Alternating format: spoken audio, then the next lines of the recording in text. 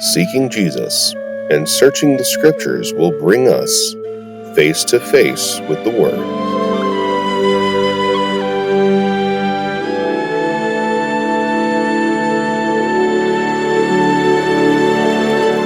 Let's join Lee Eddy on today's search.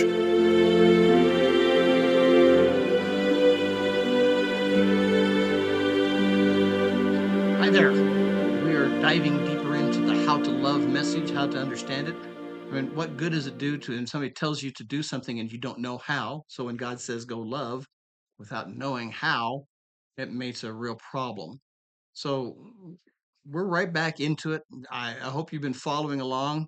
I can't repeat everything I've done to get us here. So go back and follow that if you need to.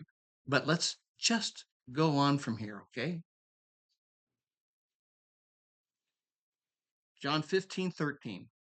Greater love has no man than this, that man lay down his life for his friends. And we found out it isn't life, it's soul. And that's a major difference.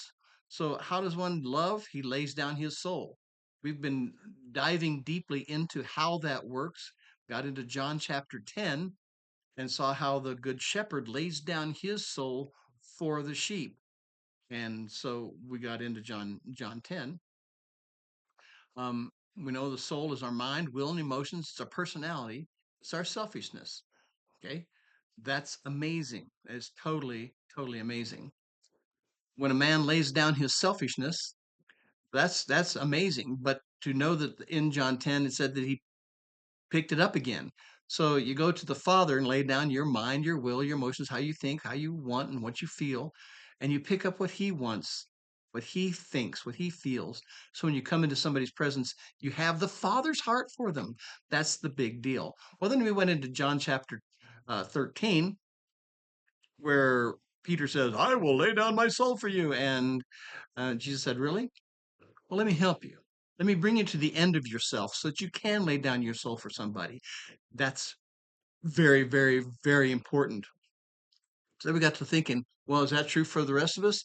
What will we have to go through before we get to the point where we are willing to lay down our soul for somebody else?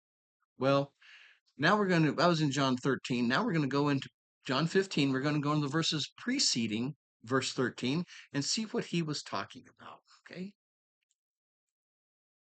In John 15, 9 through 10, Jesus starts off with, As the Father loved me, I also loved you. Continue in my love. If you keep my commandments, you will continue my love as I have kept my Father's commandments and continue in his love.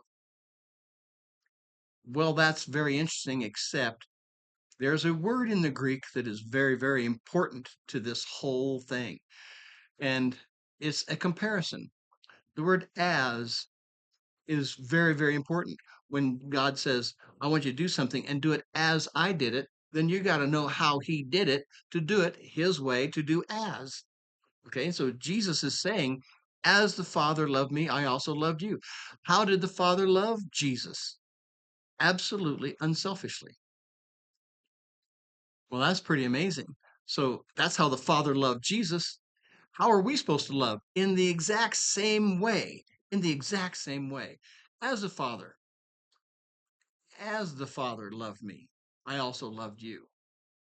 Jesus did it the same way the Father did. Total selflessness. Total selflessness. Okay, totally. I also loved you. Continue in my love. If you keep my commandments, you will continue in my love, as I have kept my Father's commandment and continue in his love. Jesus knew how to continue, how to stay in the Father's love. How?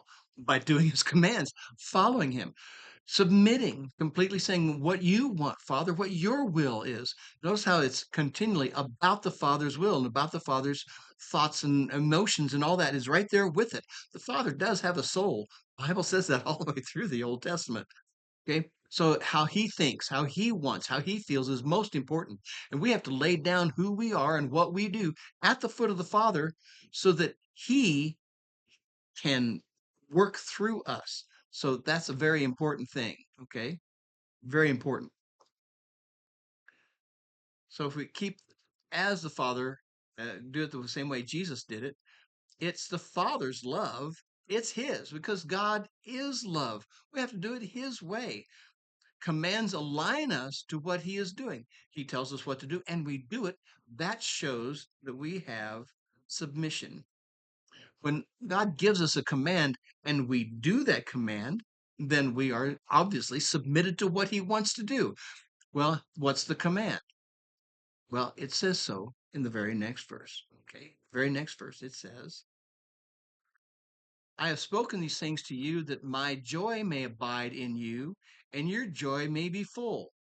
This is my commandment, that you love one another as I loved you. Now, Jesus had spent a good long time in John chapter 10 telling them all about the Good Shepherd and how it works. He gave them minute details on how it all went. And he says, now, do that. Do that. Now, Peter thought he was doing that, but he got all consumed in himself. And Jesus says, okay, you got to come to the end of your selfishness. And when to do that, what did he have to do? He had to end up denying Christ 3 times. He wept bitterly. He came to the end of his selfishness, and it wasn't an easy thing. What's it going to take for us to get to the end of our selfishness? That's a very, very important thing.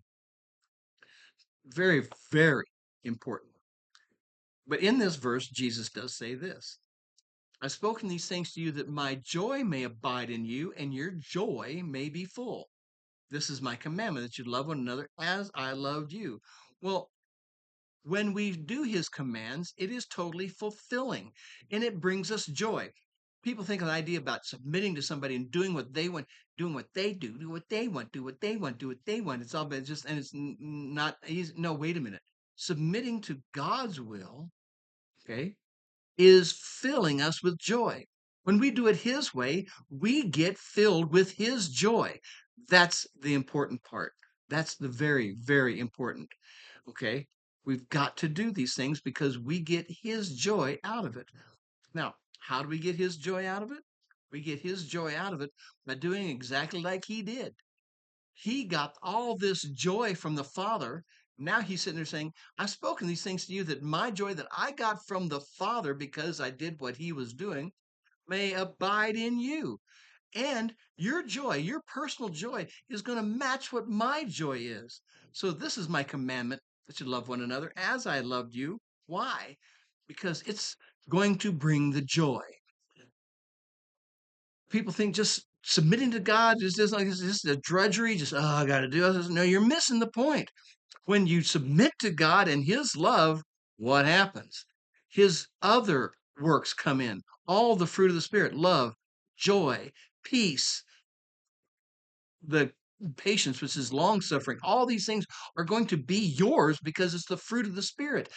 Got to start somewhere. You got to bring this thing and do it the way Jesus is doing it. Okay.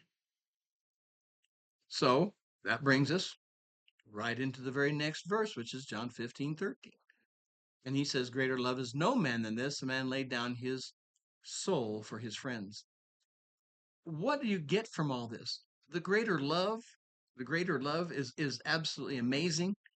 The joy is absolutely amazing to do it the way God is doing. So we're partnering with him on this planet to do what he wants to do. That is absolutely stunningly amazing.